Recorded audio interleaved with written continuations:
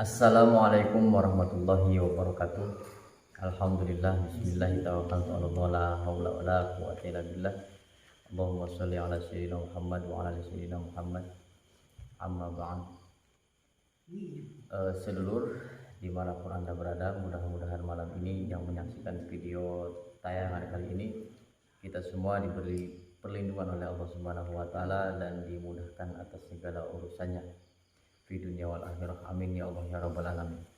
Pada kesempatan kali ini saya akan membahas tentang harapan atau sebuah cita-cita bagi setiap manusia yang mana cita-cita ini adalah sebuah anugerah ya dari Tuhan, dari Allah Subhanahu wa taala bagi pemuda atau bagi mendambakan sebuah pernikahan. Dan yang sudah berumah tangga mendambakan atau berharap tidak ada cekcok dan tidak ada segala sesuatu hal urusan yang memang menjadi sebuah problem atau permasalahan di dalam rumah tangga. Namun di kehidupan ini tidak terlepas dari sebuah permasalahan, tidak terlepas dari sebuah belenggu-belenggu kehidupan, yaitu hanya standar-standar saja. Namun ada kalanya ketika seseorang itu perselingkuhan ya, karena gini, saya berbicara hal ini karena banyak kejadian atau banyak yang nyata di dunia ini tentang perselingkuhan. Bukan saja laki-laki yang selingkuh, tapi perempuan juga ada yang selingkuh.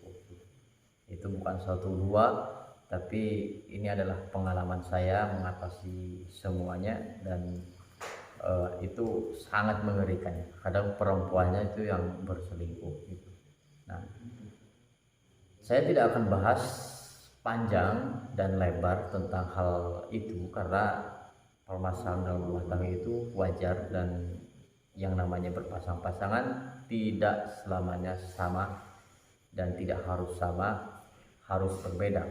Kalau memang berpasangan itu harus beda. Maka kalau kita egois untuk keinginan diri kita sendiri, maka tidak akan pernah selesai gitu. Intinya saling melengkapi antara mana letak ego kita yang harus diurus dan mana egonya pasangan kita yang harus diurus. Intinya waktunya harus disesuaikan. Tapi saya akan berbicara sedikit atas dasar seperti halnya kewajiban bagi saya untuk menerangkan ini semua, karena berjalannya rumah tangga, bahtera rumah tangga itu sangat dianjurkan oleh Allah, dan Allah benci kepada orang yang bercerai atau berpisah ya. Itu. Nah, ada beberapa hal yang harus digarisbawahi. Jadi rusaknya rumah tangga ini bukan saja dengan permasalahan ekonomi, bukan saja dengan permasalahan paham masing-masingnya, tapi ada juga hal yang mistis yang mesti saya bahas. Nah, jadi saya melihat atau mengalami sendiri, menangani sendiri ya, tentang masalah perselingkuhan. Ada ikut campur tangan yang hal yang gaib itu. Nah, yang pertama biasanya tidak kerasa begitu ya, tidak begitu kerasa tentang efeknya, namun sangat halus dan tiba-tiba kejadian kayak gitu.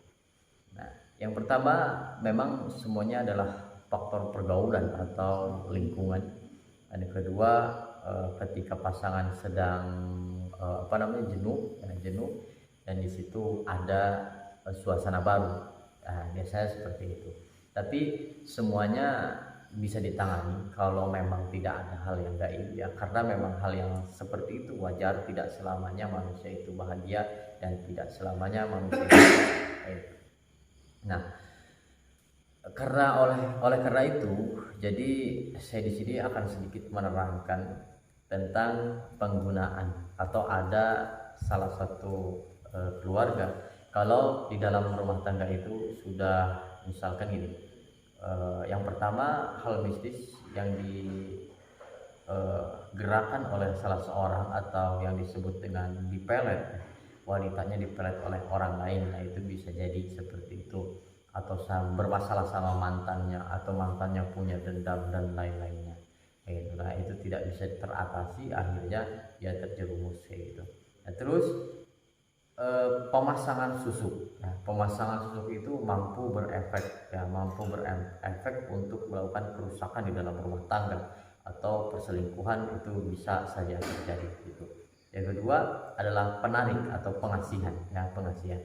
Saya tidak mengatakan boleh atau tidak tentang pengasihan karena saya tidak berbicara hukum pada malam ini, namun saya akan berbicara efek samping daripada pengasihan tersebut gitu. Nah, efeknya misalkan dari sebuah bulu perindu atau dari minyak wangi yang memang sudah di setel untuk penarikan, misalkan penarikan lawan jenis dan lain-lain. Yang mestinya kalau seseorang sudah berumah tangga tidak harus menggunakan hal-hal yang seperti itu gitu.